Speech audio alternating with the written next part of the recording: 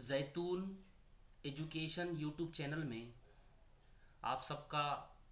खैर मकदम है, स्वागत है। आज के इस वीडियो में हम सावित्रीबाई फुले पुणे यूनिवर्सिटी के बीएड फर्स्ट ईयर के पेपर नंबर 102, जिसका नाम contemporary Indian education gender and society है, इसकी ओवरऑल इंफॉर्मेशन हासिल करेंगे।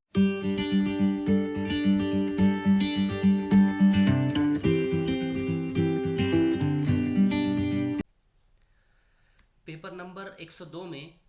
कुल 4 यूनिट दिए गए हैं और आखिर में इसके कुछ प्रैक्टिकल्स दिए गए हैं जो आपको करने होंगे। तो हम इस पेपर के बारे में ओवरऑल इन्फॉर्मेशन देखेंगे कि इस पेपर में आपको क्या क्या सीखने मिलेगा।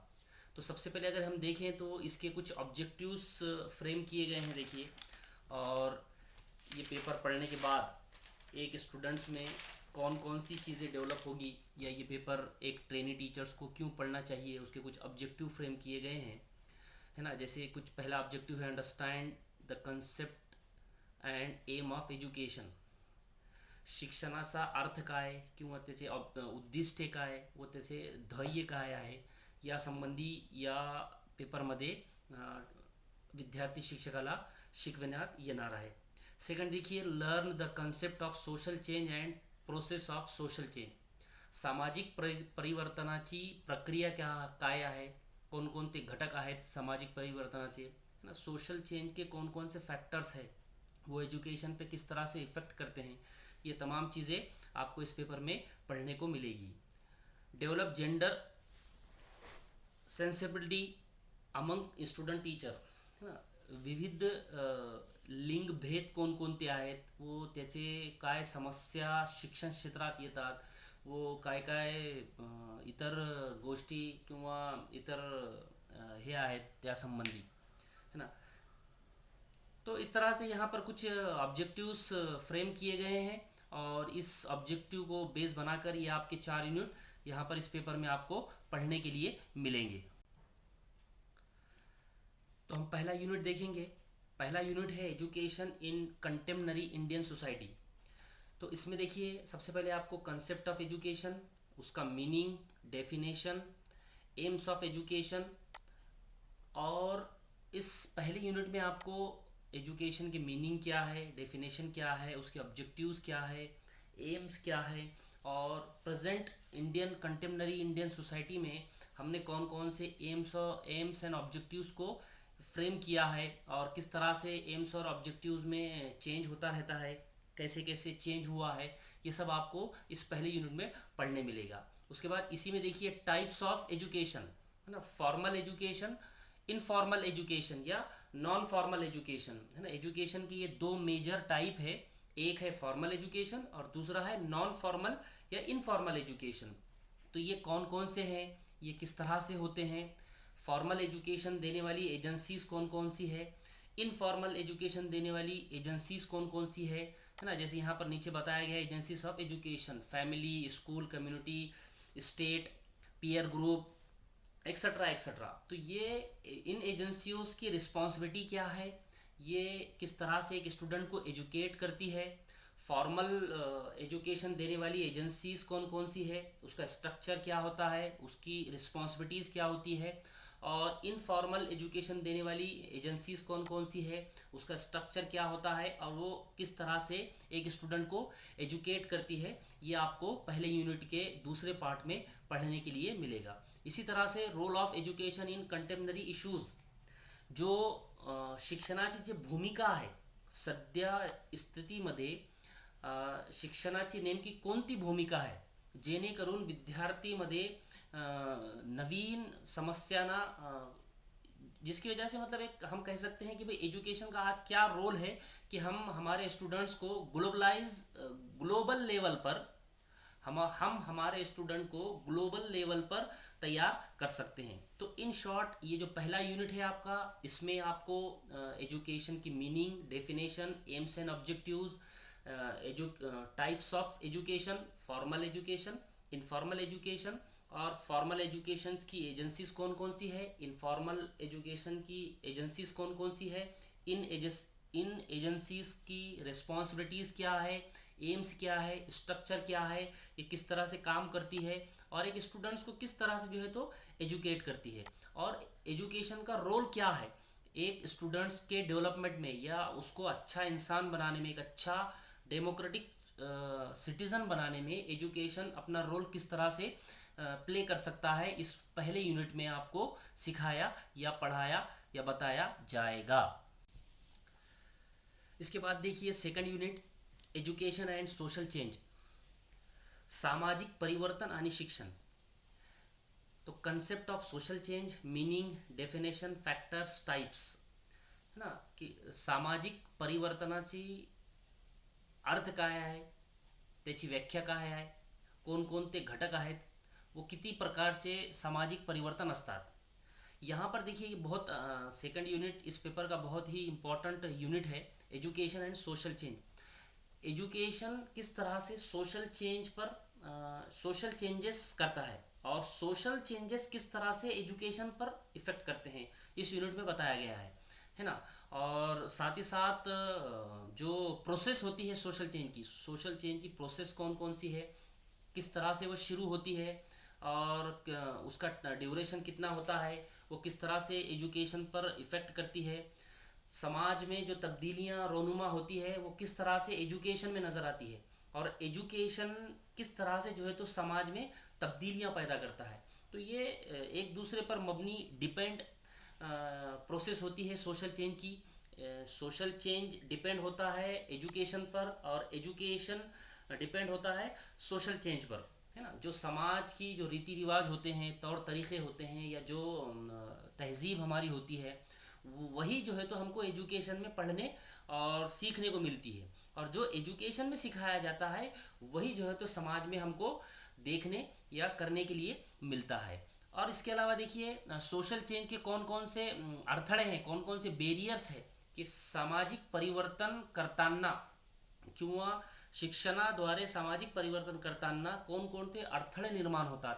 ते नेमके कोणकोणते आहेत, त्यांना एक शिक्षक म्हणून किंवा विद्यार्थी शिक्षक म्हणून तुम्ही कसं दूर करू शकता,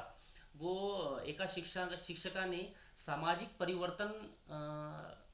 घडविताना कोणकोणते त्याला समस्याला समोर जावा लागते, है ना, किस किस मसाइल को एक टीचर को फेस करना होता है समाजी तब्दीली करते वक्त, है ना। तो देखिए जो सबसे अहम जो बात है, जैसे मिसाल अगर हम एग्ज़ाम्पल ले, तो जो ये मोबाइल और इंटरनेट आया है ना, ये पहले समाज में चेंज हो गया और समाज ने इसको एक्सेप्ट किया, उसके बाद ये एजुकेशन में आया, है ना। तो कुछ चीज़ें ऐसी भी होती है जो पहले समाज उसको एक्सेप्ट कर लेता है, कबूल कर लेता है, और उसके बाद हम उसको एजुकेशन में इम्प्लीमेंट करते हैं, और कुछ चीज़ें ऐसी होती है कि एजुकेशन के थ्रू हम समाज में इम्प्लीमेंट करते हैं। तो इन शॉर्ट यहाँ पर ये जो सोशल चेंजेस की प्रोसेस है और बैरियर्स है, अड़थड़े हैं, वो कौन कौन से हैं, और उसको एक टीचर्स को किस तरह से दूर करना चाहिए, या किस तरह से हम इन बैरियर्स को और अड़थड़ों को दूर करके जो है तो समाज के अंदर एक पॉजिटिव चेंज ला सकते हैं। रोल एंड लास्ट पॉइंट है इसका, role and limitation of education in social changes. शिक्षणाची भूमिका नेमकी कोणती आहे सामाजिक परिवर्तनासाठी।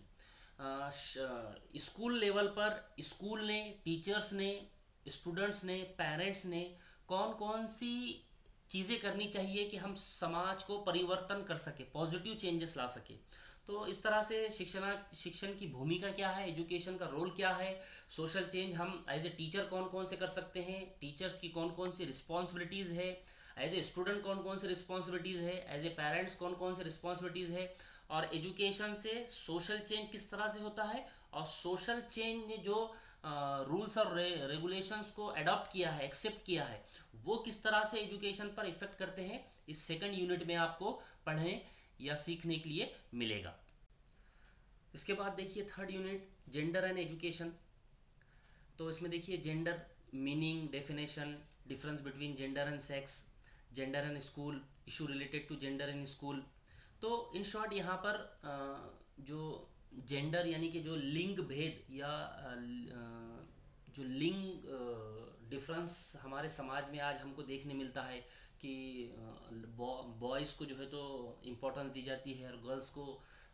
कम इम्पोर्टेंस दी जाती है। तो इन शॉर्ट उसके क्या वो कंसेप्ट क्या है, उसकी डेफिनेशन क्या है, उसकी मीनिंग क्या है, और सबसे ख़ास जो है तो स्कूल के अंदर इशू कौन कौन से हैं, है ना। जैसे इनरोलमेंट का इशू है, ड्रॉप आउट्स का इशू है, या जो सोशल एटीट्यूड्स है, समाज का एटीट्यूड है, या सेक्सुअल प्रॉब्लम है। तो ये जितने भी इश्यूज है जेंडर से रिलेटेड, वो कैसे डेवलप हुए हैं, उसके मीनिंग्स क्या है, क्या कैसे वो इश्यूज जो है तो एजुकेशन पर इफ़ेक्ट करते हैं,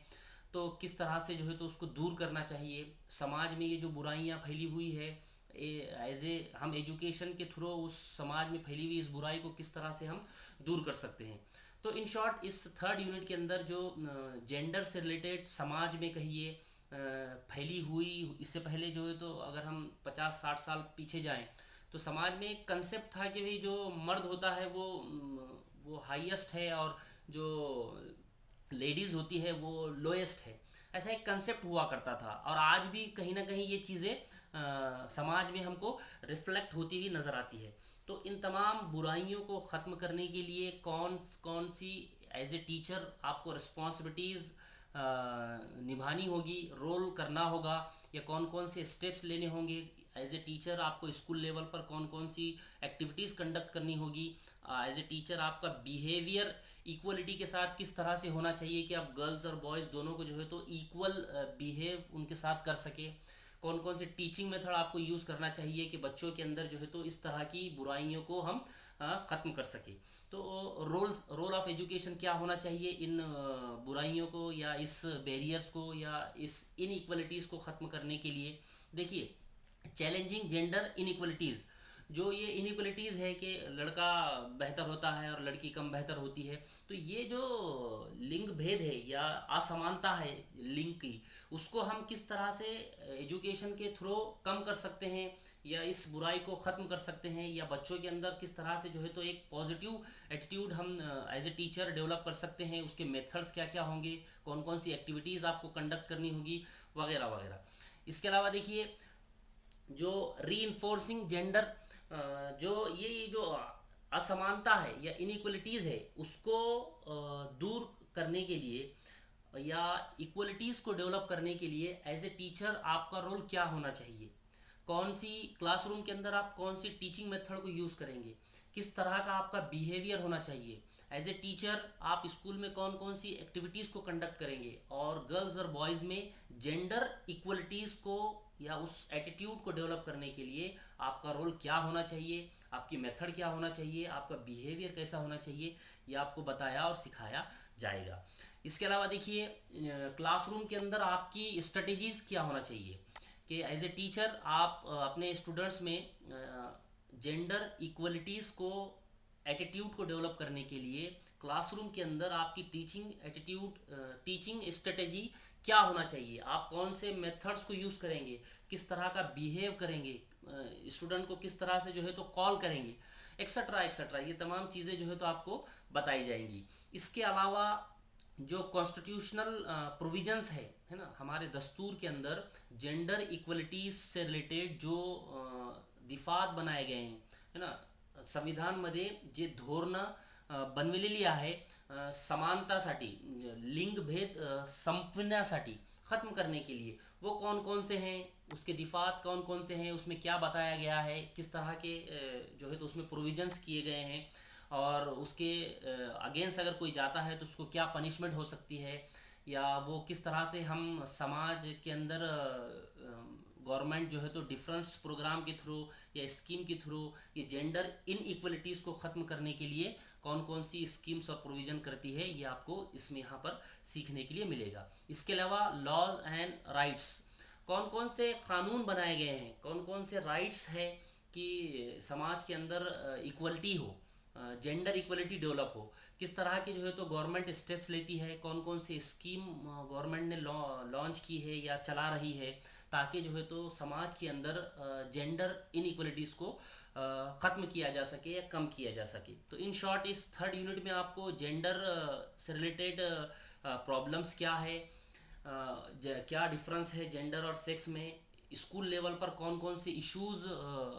एज ए टीचर आपको फेस करने होते हैं, और उन इश्यूज़ को आप किस तरह से कम कर सकते हैं, और एज ए टीचर आप अपने स्टूडेंट्स में किस तरह से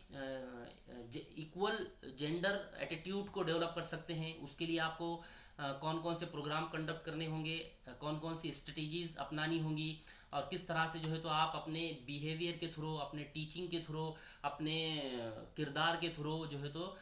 समाज में या बच्चों में जो है तो जेंडर इक्वलिटी एटीट्यूड डेवलप कर सकते हैं। इसके अलावा गवर्नमेंट कौन कौन से कॉन्स्टिट्यूशनल प्रोविज़न करती है, कौन कौन सी स्कीम्स चल रहे हैं, कौन कौन से जो है तो क़ानून बनाए गए हैं वगैरह की इन्फॉर्मेशन भी आपको इस थर्ड यूनिट में पढ़ने के लिए मिलेगी। इसके बाद देखिए फोर्थ यूनिट में, तो सबसे पहले एजुकेशन के अंदर कौन कौन से इश्यूज़ हैं जो हम फेस करते हैं एज ए टीचर, और किस तरह से उन इश्यूज़ को हम कम कर सकते हैं, या वो इश्यूज़ एजुकेशन के डेवलपमेंट में हम किस तरह से इफ़ेक्ट करते हैं, वो इस फोर्थ यूनिट में आपको देखने के लिए मिलेगा। तो सबसे पहला जो इशू है, इक्वलाइजेशन ऑफ एजुकेशनल अपॉर्चुनिटीज़, जो शिक्षण की समान संधि है ना, मसावात है, जैसे तालीम का हक सबके लिए। तो ये इसके अंदर कौन कौन से इश्यूज आते हैं। आज भी देखिए हमारे पास जो है तो एजुकेशन की इक्वल अपॉर्चुनिटी सभी को अवेलेबल नहीं है। हम देखेंगे कि शहर में तो एजुकेशन इंस्टीट्यूशनल डेवलप हुए हैं, लेकिन आज भी जो देहात है या दूर दराज के जो इलाके हैं वहाँ पर हायर एजुकेशन तो छोड़िए प्राइमरी एजुकेशन की भी फैसिलिटी अवेलेबल नहीं है। तो ये किस तरह से हम दूर कर सकते हैं, गवर्नमेंट इसके लिए क्या कर रही है, एज ए टीचर हम क्या कर सकते हैं। तो इस तरह के जो डिफरेंट टाइप्स के इश्यूज़ हैं वो किस तरह से एजुकेशनल डेवलपमेंट पर इफ़ेक्ट करते हैं, और एज ए टीचर हम उसको किस तरह से दूर कर सकते हैं। गवर्नमेंट इसके लिए कौन कौन से स्टेप्स लेती है, कौन कौन से पॉलिसीज़ बनाती है, वो किस तरह से एज ए टीचर इम्प्लीमेंट करनी होती है वगैरह जो है तो आपको बताया जाएगा। इसके बाद देखिए सस्टेनेबल डेवलपमेंट, शाश्वत विकास जिसे हम बोलते हैं, कि किस तरह से बच्चों का होगा ये आपको बताया जाएगा। ये किस तरह से ये इश्यूज़ है एक तरह का, उसके कौन कौन से फैक्टर्स है, वो फैक्टर को किस तरह से एजुकेशन में इम्प्लीमेंट किया जाता है, और किस तरह से जो है तो ये इश्यूज़ हम कम कर सकते हैं। इसके बाद देखिए लिबरलाइजेशन, प्राइवेटाइजेशन और ग्लोबलाइजेशन, है ना, उदारीकरण, खादगीकरण, वो जागतिकरण, ये किस तरह से इशू है। जो हम देखते हैं कि जैसे जो पूना यूनिवर्सिटी खुद है हमारी, इसके जो 85 या 90 जितने भी बीएड कॉलेज अफिलिएटेड है, उसमें से 4 या 5 ही गवर्नमेंट एडेड है, बाकी सब प्राइवेट कॉलेजेस हैं। तो प्राइवेटाइजेशन की वजह से या ग्लोबलाइजेशन की वजह से या लिबरलाइजेशन की वजह से एजुकेशन में कौन कौन सी प्रॉब्लम्स डेवलप हुई है। ठीक है, इससे बहुत सारी सहूलत और फ़ायदे भी हुए हैं, लेकिन प्रॉब्लम्स कौन कौन सी डेवलप हुई है, वो प्रॉब्लम्स को किस तरह से कम किया जा सकता है, या उन प्रॉब्लम को कम करके किस तरह से जो है तो हम ज़्यादा से ज़्यादा एजुकेशनल डेवलपमेंट कर सकते हैं। उसके बाद देखिए पॉलिसीज़, एजुकेशन की कौन कौन सी पॉलिसीज़ है। तो नेशनल पॉलिसी ऑन एजुकेशन 96 से लेकर 92 तक, ये कौन कौन सी एजुकेशन पॉलिसीज़ है, और इसमें क्या एजुकेशनल डेवलपमेंट या एजुकेशनल स्ट्रक्चर से रिलेटेड, करिकुलम से रिलेटेड या टीचर से रिलेटेड क्या क्या चीज़ें बताई गई है, कौन कौन से प्रोविजंस किए गए थे, किस तरह से जो है तो पॉलिसीज़ बनाई गई थी, और उसका इम्प्लीमेंटेशन कैसे हुआ वगैरह बताई गई है। साथ ही साथ आपको बताता चलूँ कि जो हमारी अभी देखिए नेशनल एजुकेशन पॉलिसी 2020 जो डेवलप हुई थी, जो बनाई गई है अभी, जिसको लॉन्च किया गया है 2020 में, जो हमारा 10+2+3 स्ट्रक्चर था, है ना, 10th 12 और ग्रेजुएशन, इसको कम्प्लीटली बदल कर जो है तो आप जो है तो यहाँ पर देखिए 5+3+3+4 53-34 कर दिया गया है। तो ये जो गवर्नमेंट की पॉलिसीज़ है या नेशनल एजुकेशन पॉलिसीज़ है, पहली जो नेशनल पॉलिसी है वो कब बनी थी, उसके बाद 96, उसके बाद 92, और उसके बाद जो है तो ये नेशनल एजुकेशन पॉलिसी 2020 आई है, उसमें कौन कौन से एजुकेशन से रिलेटेड प्रोविज़न किए गए थे वगैरह आपको देखने के लिए मिलेंगे। इसके बाद देखिए राइट टू एजुकेशन एक्ट 2009, इसका कंसेप्ट क्या है, फ्रेमवर्क क्या है, इसके ऑब्जेक्टिव्स क्या है, ये किस आधार पर बनाया गया है, इसके अंदर कौन कौन से प्रोविजंस किए गए हैं, किस तरह का ये एक्ट बनाया गया है और इससे जो है तो समाज को क्या क्या फ़ायदे होते हैं वगैरह जो है तो आपको सीखने के लिए मिलेंगे। उसके बाद देखिए राष्ट्रीय उच्चतर शिक्षा अभियान, ये 2013 में लॉन्च किया गया था या शुरू किया गया था हायर एजुकेशन को डेवलपमेंट करने के लिए। ये किस तरह से इसके कौन कौन से ऑब्जेक्टिव फ्रेम किए गए थे, कौन कौन से प्रोविजंस किए गई थी, कौन कौन से पॉलिसीज़ बनाई गई थी और इसका इफ़ेक्ट क्या हुआ, कितना अचीवमेंट हुआ, ये आपको यहाँ पर पढ़ने या सीखने के लिए मिलेगा। इसके अलावा देखिए जो एजुकेशनल थिंकर है हमारे, है ना, Swami Vivekananda, doctor Rabindranath Tagore, doctor Baba Saheb Ambedkar, JP Naik, Mahatma Phule और सावित्रीबाई फुले, इनकी एजुकेशनल तत्वज्ञान, एजुकेशनल फिलॉसफी क्या है, इन्होंने एजुकेशन को डेवलप करने के लिए अपना कंट्रीब्यूशन किस तरह से दिया, इनके व्यूज़ क्या क्या थे, है ना, इनके नज़रियात क्या थे, इनकी फ़िलॉसफ़ी क्या थी एजुकेशन से रिलेटेड, तो ये आपको पढ़ने के लिए मिलेंगे। ये जो थिंकर्स का वाला क्या कहेंगे पॉइंट्स है, ये बहुत इंपॉर्टेंट है। आपको स्वामी विवेकानंद की, रविन्द्रनाथ टैगोर की, डॉक्टर बाबा साहब अम्बेडकर की और जितनी भी दीगर थिंकर्स दिए गए हैं, इनकी एजुकेशनल फ़िलॉसफ़ी को पढ़ना है कि इनके व्यूज़ क्या थे एजुकेशन से रिलेटेड, इन्होंने कौन कौन सी किताबें लिखी, इन्होंने कौन कौन सा मेथड्स दी, या इनका तत्वज्ञान या फिलॉसफी एजुकेशन से रिलेटेड क्या थी, ये आपको इस 4th यूनिट में पढ़ने के लिए मिलेंगी। और लास्ट में देखिए आपको यहाँ पर कुछ 3-4 प्रैक्टिकल दिए गए हैं। इन 4 प्रैक्टिकल में से कॉलेज वाले आपको कोई एक प्रैक्टिकल कंडक्ट करवाएंगे जिसको आपको कंडक्ट करना होगा और प्रोजेक्ट रिपोर्ट बनाकर कॉलेज को सबमिट करनी होगी। तो आज के इस वीडियो में बस इतना ही। नेक्स्ट वीडियो में हम इंशाल्लाह पेपर नंबर 103 के बारे में मालूमात हासिल करेंगे। बहुत बहुत शुक्रिया, थैंक यू।